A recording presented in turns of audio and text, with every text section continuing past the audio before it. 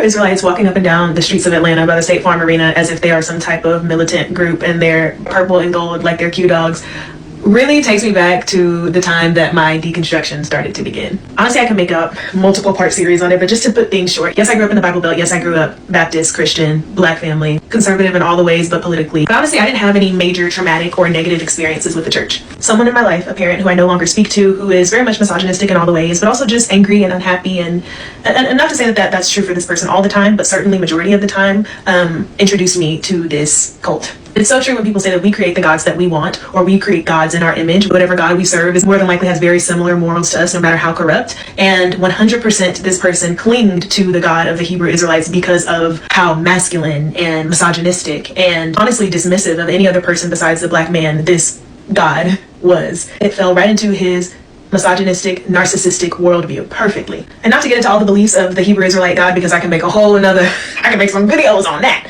But I think when this person in my life, a prominent person in my life, started to believe these ideals and then bring them to me, it was the first time that I ever really questioned my beliefs. Honestly, not in the way of like, is God real and blah, blah, blah. It was more so them still positioning themselves as followers of the Bible, but they had a totally different interpretation than the one that I had grown up believing. For the most part, the Christianity that I grew up in was pretty loving and pretty accepting and pretty traditional for a black Southern family, with, you know, a sprinkle of misogyny and like a sprinkle of homophobia. But once again, I was not scorned by the church. So imagine my surprise when this very important person in my life started saying small things like we shouldn't eat pork and we shouldn't eat shellfish, and, you know, okay, sure, those are things that are not necessarily new for Abrahamic religions, but also things that felt very harsh. Essentially all but saying women are first-class citizens, and that everybody except for black Americans, or I'm sorry, members of the 12 tribes, they don't have to be black Americans, are essentially spawns of Satan and doomed to hell. And while the latter of what I said doesn't necessarily have any basis in the Bible, but arguments can be made for God or Jesus only coming back for his people, which people interpret as only the 12 tribes. The other parts are pretty explicit and honestly kind of unexplainable. For the first time, I was actually looking at my sacred text that I believed very critically. I'm starting to think things like,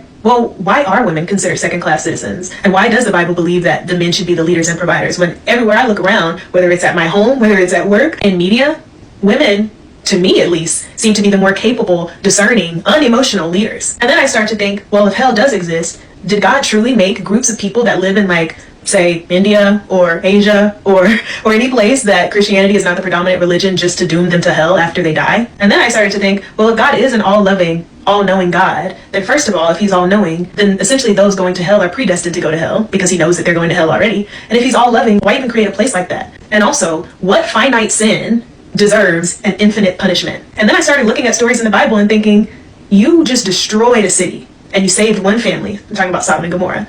And you turned an empathetic woman who happened to look back when she heard the screams of the people dying into a pillar of salt simply because you told her not to look back and she looked back. And then I took it back to the very first sin, because as an all-knowing God, you knew that they were going to take a bite from the fruit, and you knew that that would in turn damn all of creation. And baby, that's just the tip of the iceberg. A common thread that I find with these deconstructing videos is people just starting to think a little bit critically and not being afraid to do so. And let me tell you, as somebody who grew up in the church, it is a little bit scary to question your entire belief system. But when cults like the Hebrew Israelites, colonialists, white supremacists, slave owners all have terrible ideals that claim to be biblically based, it makes you wonder why an all-knowing, all-powerful, all-loving God would create a sacred text that could be used to harm, that he knew would be used to harm so many people. That started my deconstruction. Let me know if you want more. Shalom, Israel. First and foremost, I want to give all honor, glory, and praise unto YAHAWAH, BaHashem, YAHAWASHI, BaHashem, Rakwakadash. Double honor to the elders and apostles, great millstone. And shalom to the mighty Akim Wakwathim, who are diligently waiting to be delivered from this final captivity, as well as a speckled bird that may look like the other nations but are actually Yasharallah. This is Brother Kawakub coming at you with another lesson. And I fucking hate this video. I hate this bitch. I hate her so much. I hate her so much because this is the perfect example of insincere reality. However you say the proper term, but this is insincere as fuck. And I hate this because this is the second time that someone has intentionally misquoted the Bible in order to demonize either the scriptures or someone in the scriptures. Alright, and I did a lesson on the first time, and I'm going to show it to you again. So, before I get into what this dumb fuck said, I want to show this because this was a video I did a lesson on. Alright, I went in on it, and they even showed. That's the funny thing about this. They showed where it comes from. Judges chapter 19, at the literally the very start. Okay, I'll let the video play a bit. All right. A Levite, a man of religion, a man who should have embodied integrity and righteousness. But as you'll soon see, titles mean nothing when hearts are corrupted. He lived in the hill country of Ephraim, alone except for one companion, a concubine he took from Bethlehem in Judah. The Bible doesn't tell us her name. She remains anonymous, forgotten, like so many victims in history. We're told she left him and returned to her father's house. We don't know why. Was she mistreated? Was there betrayal? The text is silent, but the silence is deafening. This fucker literally lied. All right, I'm gonna go into it and literally show you, and then we're gonna go back and get to the other one. All right, Judges chapter 19. What he said, what he showed. Chapter 19, Judges chapter 19, chapter 19 to chapter 21. Oh, but all we need is just the first 2 verses from chapter 19. Judges chapter 19, verse 1. And it came to pass in those days, when there was no king in Israel, that there was a certain Levite sojourning on the side of the mount of Ephraim, who took to him a concubine out of Bethlehem, Judah. Already, we have the context. Yes, we are in the right place. All right, let's continue on. Verse 2. And his concubine played the whore against him, and went away from him unto her father's house to Bethlehem, Judah, and was there 4 whole months. So we have the context. What happened? The woman whoever the frick the uploader of that video is trying to lie and demonize the Levite and make him seem like he was some terrible person for allowing something bad to happen to the concubine, when the concubine was the one that did evil. She was the one that went and betrayed the man. And if the Lord truly, if she was blameless, if she had done no evil, the Lord, the same way, ironically, by the way, the same way that the Lord protected Lot's two daughters in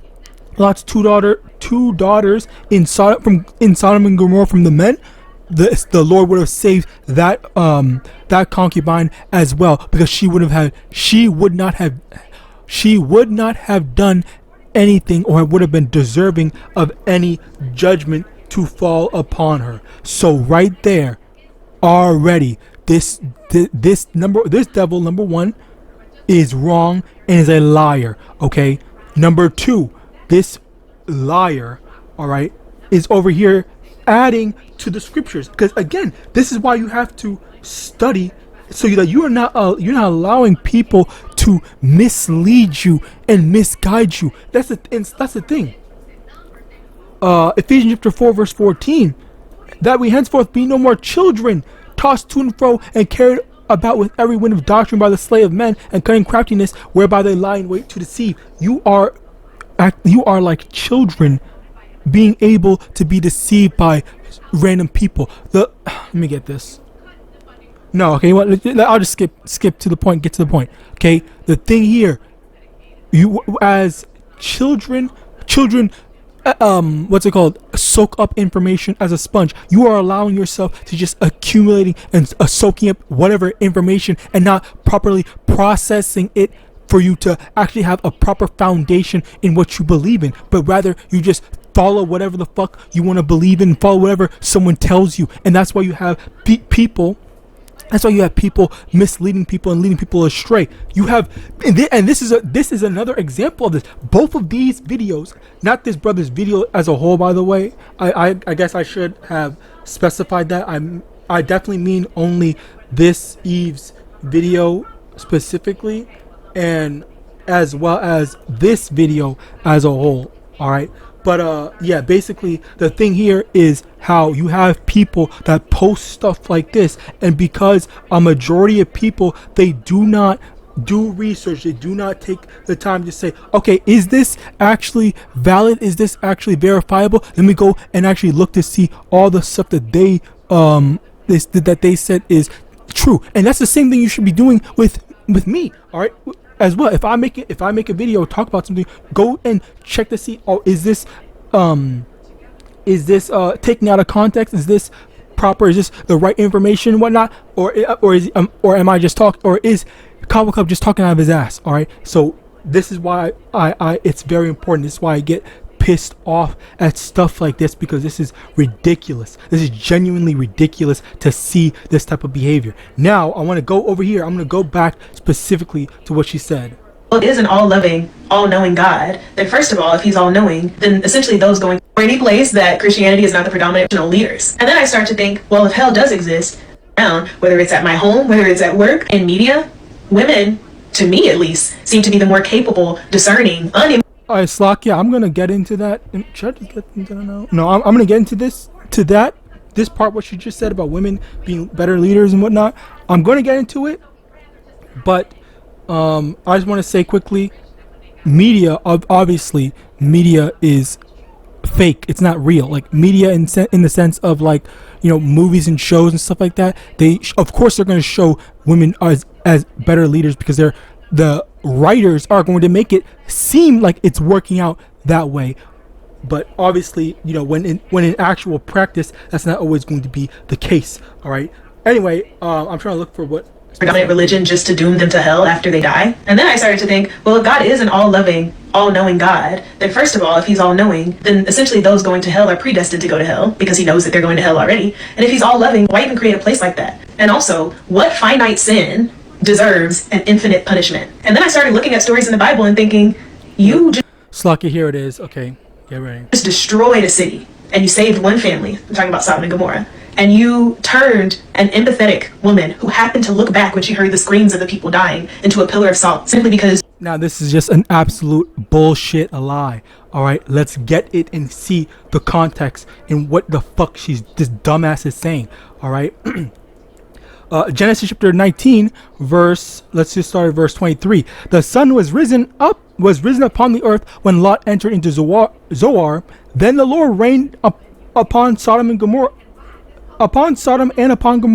brimstone and fire from the Lord out of heaven, and he overthrew those cities and all the plain and all the inhabitants of the city and that which grew upon the ground. But his wife, Lot's wife, looked back from behind him, and she became a pillar of salt. Where does it say that she heard the screams, she felt sorry for them, and then she looked back?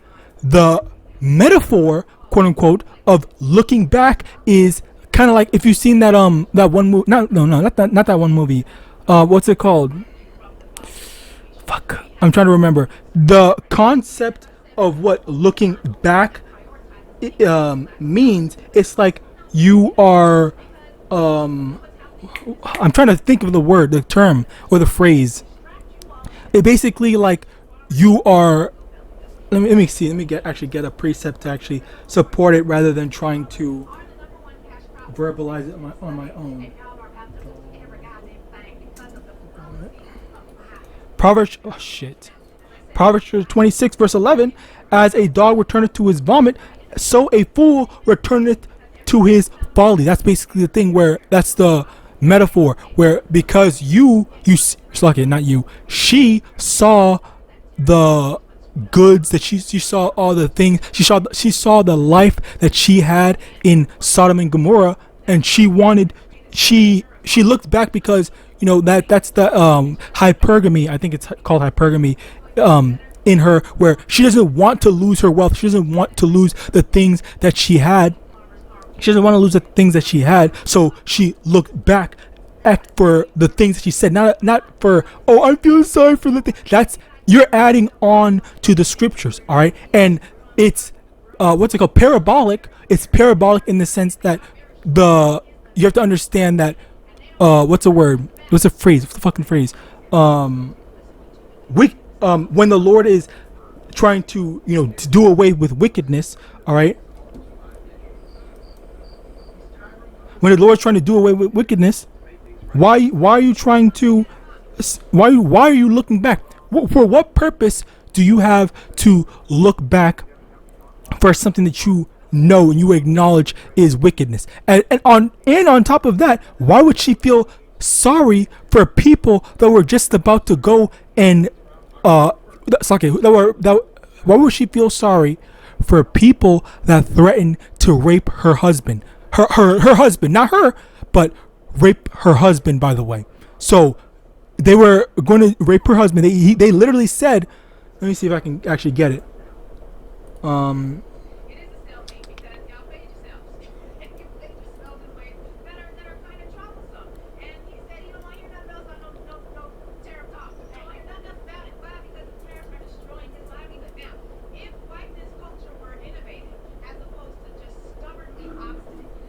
Blah blah blah.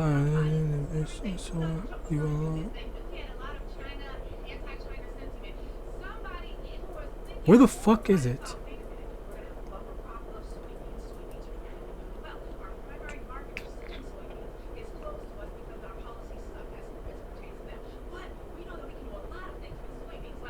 And they said stand back, and they said again this one.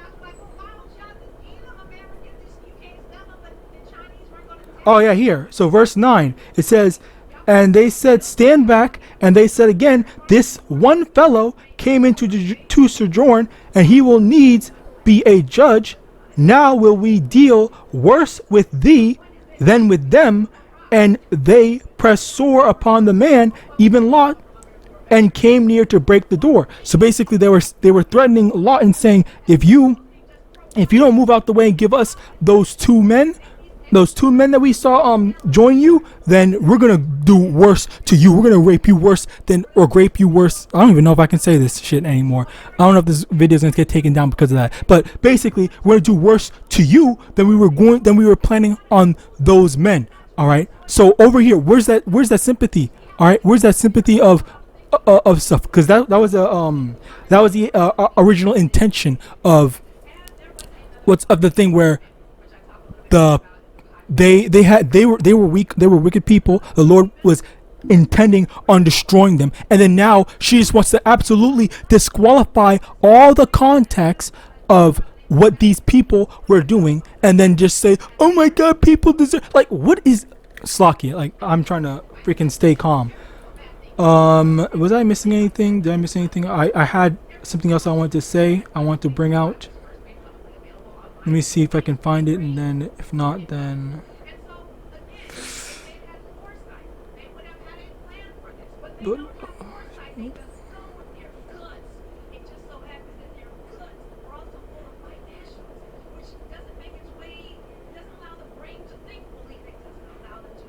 alright, whatever. I guess that's it. I don't really have anything else to add, or I don't remember what I wanted to bring out. But anyway, that's basically that. All right, now the next thing I wanted to get in is, as I said, I was going to go into women are first class citizens, and that everybody except for Black Americans, or I'm sorry, members of the 12 tribes, they don't have to be Black Americans, are essentially spawns of Satan and doomed to hell. And while the latter of what I said doesn't necessarily have any basis in the Bible, but arguments can be made for God or Jesus only coming back for his people, which people interpret as only the 12 tribes. The other parts are pretty explicit and honestly kind of unexplainable. For the first time, I was actually looking at my sacred text that I believed very critically. I'm starting to think things like, well, why are women considered second-class citizens? And why does the Bible believe that the men should be the leaders and providers? When everywhere I look around, whether it's at my home, whether it's at work, in media, women, to me at least, seem to be the more capable, discerning, unemotional leaders. And then I started. Okay, and then also you heard her talk about the original sin, Adam and Eve and stuff like that, which is so hilarious that she brought that shit up. 1 Timothy chapter 2 verse 14, and Adam was not deceived, but the woman being deceived was in the transgression. So the woman was the one that led Adam astray, and the woman being the leader was the reason why we got fucked over in the first place. So thank you for perfectly bringing that up in order to be disproven. This is what happens when you have freaking women leaders, which, what's that other one? I'm freaking trying to think. I'm trying to think. What is it?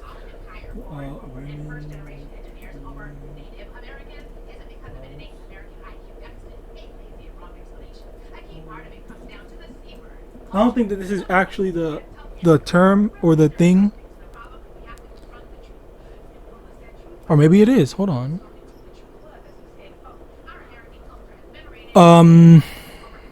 Yeah, Proverbs chapter 14 verse 1. Every wise woman buildeth her house, but the foolish plucketh it down with her hands. Let's see. Alright, whatever. I think that was probably it, but it's not exactly what I wanted, so it's fine. I'll just move on. But yeah, that's basically the thing, because the woman was the one, as we read in 1 Timothy chapter 2 verse 14. This is an example of that foolish woman that when given the authority, all right, destroys her household. Okay, she's the reason. And that's the thing. If you really want to take it through that spiritual lenses, like, you're looking at Eve, the very first, or the very first most important woman, or it's like a mother of all currently living. All right, if you want to call her that.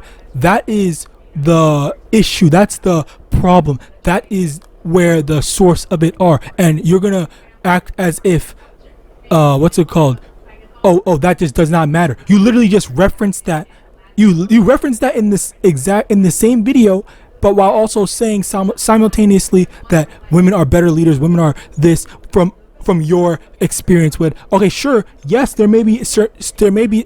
I'm not saying that it's impossible, as we read in Proverbs 14 verse 1. Of course, a good woman is going to build her house properly. She's going to do what she can, but that doesn't change the fact that what the Lord said, what the Lord said, where a woman is supposed to submit, which I guess I have to get that now since I said it.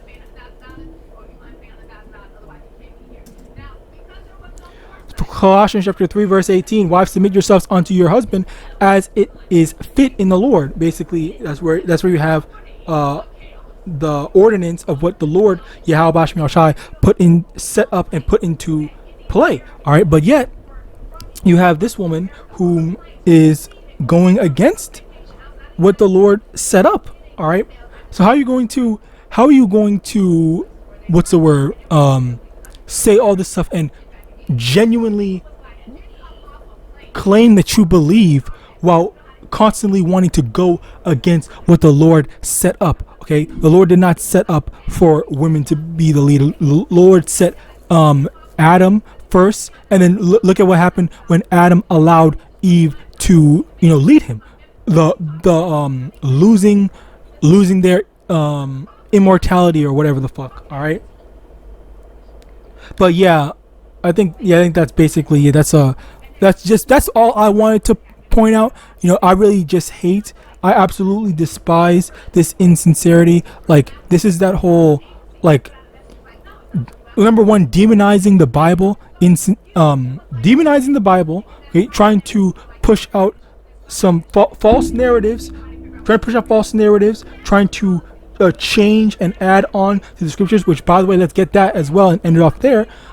Revelation chapter 22 verse 18. For I testify unto every man that heareth the words of the prophecy of this book, if any man shall add unto these things, Yahweh shall add unto him the plagues that are written in this book. And that's basically what she's doing, where she is adding onto the scriptures. Okay, saying that what's the thing called? What was the thing called? It was that she felt sympathy. All right, she felt sympathy when the scriptures didn't say that. All the scripture says was that she looked back. All right, over here it says that but his wife looked back from behind him, and she became a pillar of salt. Okay, that's basically it. That's the true conclusion of the matter. Now, in terms of, like, what's the word, if there were sympathy, okay, sure, maybe there might have been sympathy, of course, because what's his name, Lot, he had his son-in-laws, because I think his daughters didn't his daughters his daughter he had his daughter sons. Wait, hold on. Husband, daughter.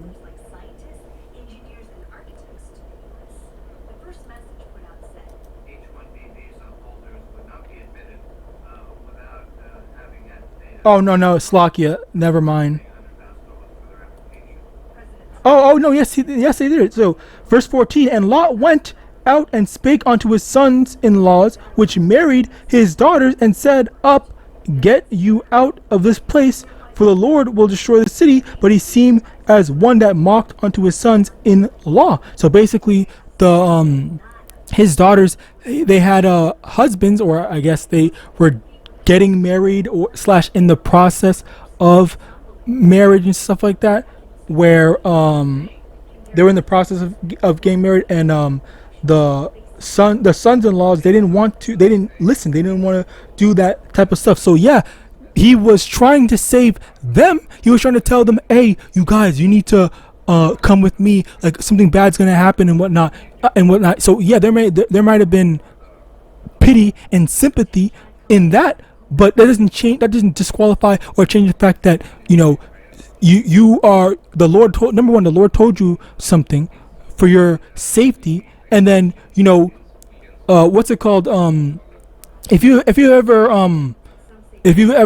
what's the word, like been like running, like if you ever tried like running and stuff like that, looking back in general, like that's not, obviously this is not what happened, but looking back in general, like that slows you down. Looking back, when you turn to look back while running, you know, that makes things easier for whatever is chasing you to be able to catch you. All right, and in general, like that, the sense of like looking back, all right, that, what's the word, it slows you down, okay, physically, maybe parabolically as well, but also it makes you it shows that you, what's it called, you're regretting your choice. All right, you're regretting the choice. That's symbolic of that. All right, so it goes to show that, yeah, while she wasn't the only one that was sympathetic or empathetic or whatever. Obviously, Lot's daughters lost their freaking husbands. All right, so for you to be making excuses and trying to add on to the scriptures, that's just wrong.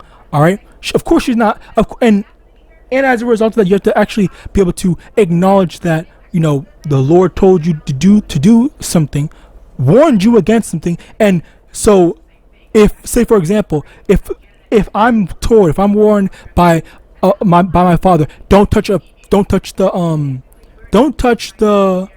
hot stove, all right, and I touch it anyway like a dumbass, then what is that? That's it's okay, that's not my fault. That's my father's fault for telling me not to touch the hot stove. So like, how is it always the Lord's fault for warning someone and telling someone, don't do this, don't do that, and then, okay, well, the fault still goes back to the Lord. All right, like that's the thing about Babylonians in general. And when I say Babylonians, I don't mean Edomites. I mean people that have adopted that Babylonian mindset. So it could be Israelites, it could be Edomites, it could be whatever other nation. Okay, so people that adopt that mindset, that's where it's like, why is it always the Lord's fault? And the reason why is because no one wants to take accountability for their own actions. They always want to blame someone else. They want to say, like, because if Lot's wife turning into a pillar of salt is not the Lord's fault, then the reason why I sleep around with 1,000 men, that's not my fault, that's the Lord's fault. The reason why I make all these different plans to, you know, go steal and robbing up a store and stuff like that, that's not my fault, that's the Lord's fault. Rather than, okay, you know what, I'm just going to stop doing what I'm doing, I'm going to actually turn my life around and change to strive to do better, to strive to be perfect, rather than, oh, it's just the Lord's fault, so I can't help it. All right, so that's basically the mindset of these Babylonians, which is why no one ever wants to acknowledge that and make the proper steps to being better and changing. So with that, I pray this lesson was edifying. I want to give all honor, glory, and praise unto Yahawah, Ba'ashem, Yahawashi, Ba'ashem, Rakwakwadah. Double honors to the elders and apostles of Great Millstone, Abadu, and Shalom.